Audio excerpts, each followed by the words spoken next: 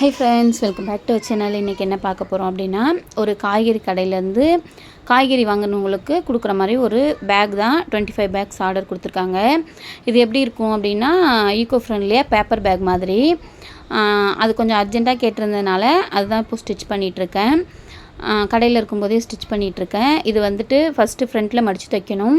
காய்கறி கடை அப்படின்றதுனால கொஞ்சம் வெயிட்டு தாங்குற மாதிரி தைச்சி கேட்டிருந்தாங்க. ஸோ 2 தையல் ஃப்ரண்ட்டில் போடணும். அப்போ தான் கைப்பிடி வந்துட்டு நம்ம காய்கறி வாங்கி வெயிட் வச்சாலும் தாங்கும். இது எதுக்காக பண்ணுறோம் அப்படின்னா, இதில் வரக்கூடிய வருமானம் வந்துட்டு எனக்கு ரொம்பவே கம்மி. என்ன அப்படின்னு பார்த்தோன்னா, ஒரு பைக்கு ₹1.25 இல்லை ₹1.50 கட்டைப்பை தைச்சினா ₹2 அந்த மாதிரி தான். ஆனால் 50 பை தைச்சா அது ₹100 இல்லையா? ஸோ ஒரு ரூபாவும் நம்ம சேமிப்புக்கு ரொம்பவே அவசியம். அதனால தான் நான் வந்துட்டு இதை விடாமல் ஸ்டிச் பண்ணிகிட்ருக்கேன். நிறைய பேர் வந்துட்டு ஒரு ₹50 ₹100க்காக ஏன் மெனக்கிட்டு இதை செய்கிற அப்படின்னு சொல்லிட்டு கேட்குறாங்க. ₹50 ₹100ன்றது வந்துட்டு சாதாரணமாக கிடையாது. அதுவுமே நம்ம உழைச்சா மட்டும்தான் கிடைக்கும். யாருமே நமக்கு சும்மா ஒரு ₹50 கொடுங்க அப்படின்னு சொன்னால் கொடுத்துருவாங்களா? கிடையாது இல்லையா? நம்ம அதுக்கான உழைப்பை போட்டோம் அப்படின்னா தான். ஆனால் என்னென்னா, இது கொஞ்சம் அதிகப்படியான வேலை. கழுத்து வலி, முதுகு வலி அந்த மாதிரி எல்லாமே இருக்கும். ஏன்னா ஒரு 50 பை ஒரு நாளைக்கு என்னால் ஒரு 1 hour இல்லை 2 hour மட்டும்தான் உட்கார முடியும். ஸோ வீட்லேயும் வேலை பார்த்துட்டு கடையிலையும் பார்த்துட்டு இதையும் பார்க்கணும் அப்படின்னா ரெகுலராக என்னால் பண்ண முடியாது. ஒரு நாளைக்கு ஒரு 20 பை அது மாதிரி தான் தைக்க முடியும். 20 பை தைச்சோம் அப்படின்னா ₹20. அது வந்துட்டு பசங்களுக்கு ஸ்நாக்ஸ் வாங்கவே பத்தாது. இருந்தாலும் இருக்கட்டும், நான் வந்துட்டு ஒரு ₹1000 கிட்ட சேர்கிற வரைக்கும் தைப்பேன். ஒரு 1 or 2 months வரைக்கும் தைச்சிக்கிட்டே இருப்பேன். இந்த மாதிரி கொஞ்சம் கொஞ்சமாக எனக்கு எப்போல்லாம் டைம் கிடைக்குதோ அப்போல்லாம் நான் ஸ்டிச் பண்ணி கொடுத்துட்டே இருப்பேன் அவங்கக்கிட்ட. அவங்க மொத்தமாக என் பேர் போட்டு எழுதி வச்சுப்பாங்க.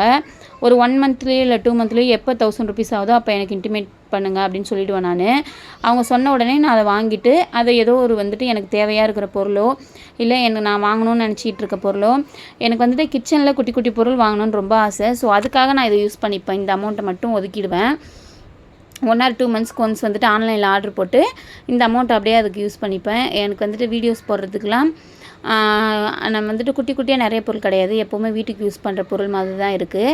அதனால் சின்ன சின்ன பொருள் வந்துட்டு அந்த டைமில் ஆர்டர் போட்டு வாங்கிப்பேன். ஒரு டைம் வால் கிளாக் வாங்கினேன், ஒரு டைம் கிச்சனில் குட்டி குட்டி பொருள் வாங்கினேன். ஸோ வந்துட்டு எந்த ஒரு பணமுமே இது வேண்டாம், இது நமக்கு யூஸ் கிடையாது, இது எக்ஸ்ட்ரா அப்படின்னு நினைக்காம சின்ன சின்ன சேமிப்புலேருந்து இது பண்ணோம் அப்படின்னா நாளைக்கு அது வந்துட்டு கண்டிப்பாக நமக்கு பெரிய அளவில் பலன் தரும். ஸோ கண்டிப்பாக எந்த வேலையுமே மிஸ் பண்ணாதீங்க. ₹20னாலும் வீட்டிலேருந்து உங்கள் கையில் ஒரு வருமானம் இருக்கணும். பெண்களுக்கு ரொம்பவே முக்கியமான ஒரு விஷயம் நம்ம கையில் ஏர்னிங் இருக்கணும் அப்படின்றது தான். அதனால் வந்துட்டு எப்போவுமே நீங்கள் மிஸ் பண்ணாதீங்க. வீட்டில் இருக்கோம், ஹஸ்பண்ட் நல்லா ஏர்ன் பண்ணுறாங்க, எனக்கு சொத்து இருக்குது, எனக்கு பணம் இருக்குது, நகை இருக்குது, எது வேணாலும் இருக்கட்டும், நம்ம கையில் இன்கம்ன்றது இருக்கணும். உங்களுக்கு எவ்வளோ பணம் இருந்தாலும் செலவாகிட்டே தான் போகுமே தவிர சேர்ந்துக்கிட்டே இருக்காது சும்மா இருக்கிற பணம். ஸோ நம்ம உழைச்சா மட்டும்தான் நமக்கு மேலே மேலே சேரும். இன்றைக்கி வந்துட்டு ஹாலிடே அப்படின்றதுனால பசங்க லீவில் இருக்காங்க.